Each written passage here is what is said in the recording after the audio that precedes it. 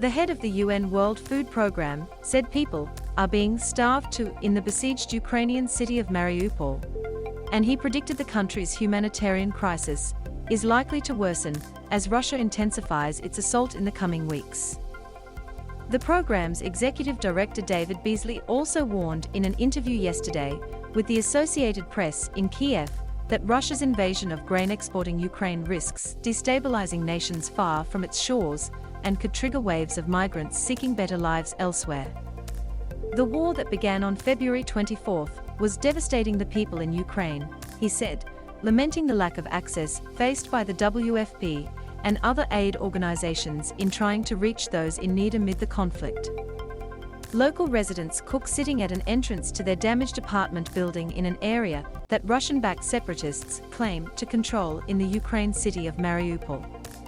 "I don't see any of that easing up. I just don't see it happening right now," he said. The fluid nature of the conflict, which has seen fighting shift away from areas around the capital and toward eastern Ukraine, has made it especially difficult to reach hungry Ukrainians. The WFP is trying to provide food supplies to areas that could be caught up in the fighting, but Mr. Beasley acknowledged that there are a lot of complexities as the situation rapidly evolves. "A lack of access is part of the problem," he said, "but so is a shortage of manpower and fuel as resources are diverted to the war effort. It's not just going to be the next few days, but the next few weeks and few months could even get more complicated than it is now," he said. "In fact, it's getting worse and worse, concentrated in certain areas, and the front lines are going to be moving." Mr. Beasley expressed particular concern about the port city of Mariupol, where a dwindling number of Ukrainian defenders is holding out against a Russian siege that has trapped well over 100,000 civilians in desperate need of food, water and heating. Russian forces that control access to the city have not allowed an aid, even though the WFP has demanded access. "We will not give up on the people of Mariupol and other people that we cannot reach. But it's a devastating situation, the people being starved too," he said.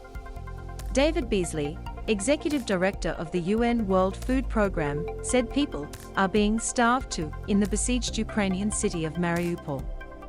Russia is determined to seize the city so its forces from the annexed Crimean Peninsula can fully link up with troops elsewhere in the eastern Donbas region, Ukraine's industrial heartland, and the target of the coming offensive. The UN food chief warned of disastrous ripple effects due to Ukraine's role as major international grain supplier.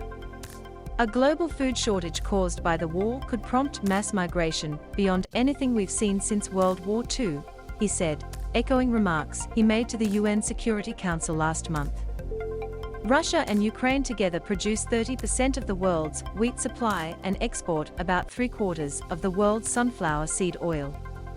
Half of the grain the WFP buys for distribution around the world comes from Ukraine.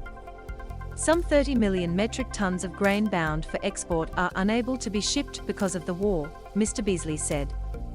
Ukrainian farmers are struggling to access fertilizer and seed, and those who can plant may see their harvest rot in the fields if the war drags on and there's no way to ship it, he warned.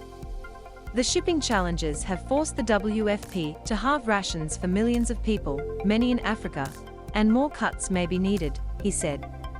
"People are going to be starving too," he said. How the youth vote could impact this election. The exhuming of Ukrainian victims from mass graves in Bucha. Mr. Beasley also visited areas near Kyiv that were ravaged by the Russian invasion, including the town of Bucha, where evidence of massings and other atrocities against civilians have shocked the world. He described neighborhoods completely decimated by ings, likening what he saw to a nightmare that was impossible to believe. But he stopped short of describing the ings a genocide, as US President Joe Biden did this week. "Well, I know one thing. People are dying," he said when asked about Biden's comments.